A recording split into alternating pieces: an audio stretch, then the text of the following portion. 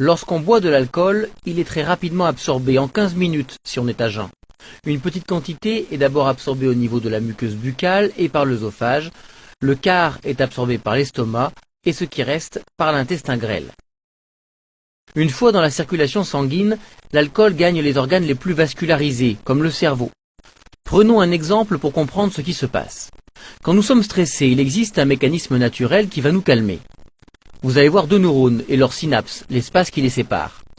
Le neurone de droite doit dire au neurone de gauche de se calmer. Pour cela, il va produire un messager chimique en blanc. Ce neurotransmetteur se fixe sur les petits canaux pour les ouvrir. Cela permet au chlore, en bleu, de rentrer dans ces canaux et de calmer l'activité du deuxième neurone. Le cerveau se calme.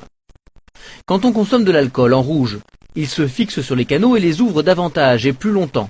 Il y a donc plus de chlore qui entre dans le neurone et son activité est encore davantage ralentie. Le temps de réaction est donc augmenté, la concentration et l'acuité visuelle sont diminuées, le champ visuel se rétrécit.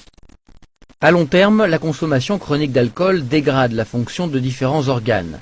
C'est généralement le foie qui est le plus menacé, puisque c'est cet organe qui est chargé d'éliminer l'alcool. Il y a un risque de cirrhose, puis de cancer.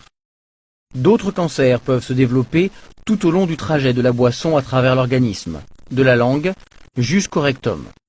L'alcool augmente les risques de faire un infarctus, mais aussi de développer des maladies du système nerveux, des troubles du comportement et des dépressions.